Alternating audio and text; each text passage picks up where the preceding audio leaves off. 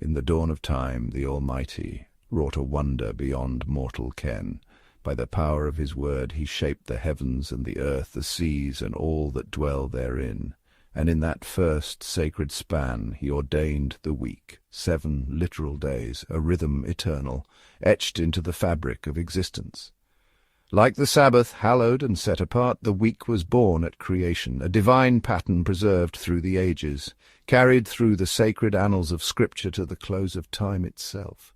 6 days did the Creator labor, forging light and sky, land and sea, beast and bird, and man in his own image. And on the 7th he rested, blessing that day, consecrating it as a sanctuary of rest for all mankind.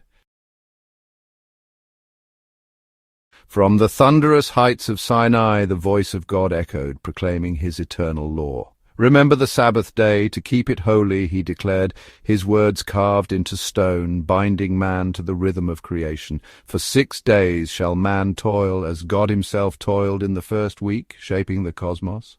On the 7th man shall cease in solemn remembrance of the Creator's rest. For in 6 days the Lord proclaimed, I made heaven and earth, the sea, and all that in them is, and rested the 7th day. Wherefore I blessed the Sabbath day, and hallowed it. These words, clear as the morning sun, shine with divine truth, revealing the days of creation as literal, steadfast, and true. Yet there are those who would veil this truth in shadow. Some whisper that the days of creation stretched across eons, vast and formless ages, not the measured span of a week. Such notions strike at the very heart of the 4th commandment, obscuring the clarity of God's design. To claim that God commands a week of literal days to honor boundless millennia is to twist his purpose, to cloud what he made plain.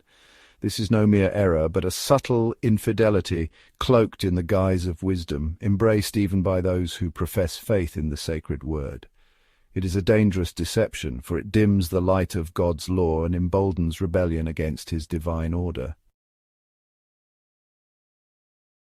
By the word of the Lord were the heavens made, and all the host of them by the breath of his mouth. For he spake, and it was done, he commanded, and it stood fast.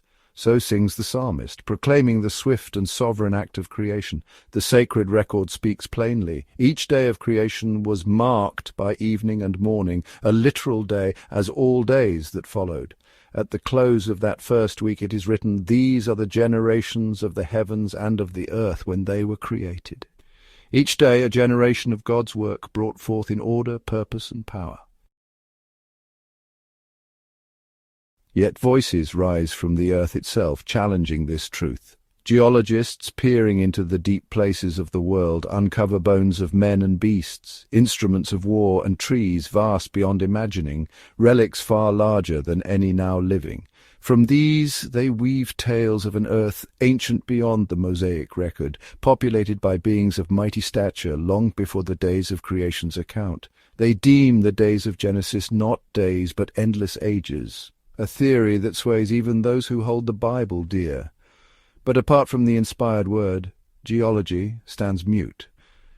The relics they find speak of a world transformed, of men and creatures colossal, buried in the cataclysm of the flood. In the days of Noah, a deluge swept away the antediluvian world, preserving its remnants as a testament to later generations. God designed these discoveries to strengthen faith in his word, yet men, in their pride, turn his gifts into a curse, misusing them to fuel doubt. This is the work of an ancient adversary, the deceiver who seeks to obscure God's law. His aim is fixed upon the 4th commandment, for it points unerringly to the living God, the maker of all. By casting doubt on the literal week, he clouds the clarity of divine authority, leading men to question the Creator himself. Many, even among the faithful, embrace the suppositions of human reason over the plain truths of Scripture. They shy from the prophecies of Daniel and Revelation, deeming them too obscure, yet eagerly grasp the conjectures of geologists that contradict the record of Moses. But the Lord has spoken. The secret things belong unto the Lord our God. But those things which are revealed belong unto us and to our children forever, The manner of creation remains a mystery, its power as incomprehensible as the Almighty Himself. God has poured forth a flood of light upon the world through science and art. Yet when men rely solely on human wisdom, they stray into error. To seek answers beyond what God has revealed is not sin, so long as it aligns with Scripture. But those who forsake the Word, chasing theories rooted in natural causes, drift unmoored upon a sea of doubt.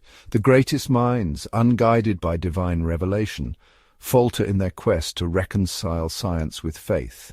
Doubting the reliability of Scripture, they risk doubting God Himself, their souls adrift on the rocks of infidelity. For the Bible is not to be judged by the fleeting measures of human knowledge. Moses, guided by the Spirit of God, wrote truth that no true science can contradict. All truth, whether in nature or revelation, sings in harmony with itself.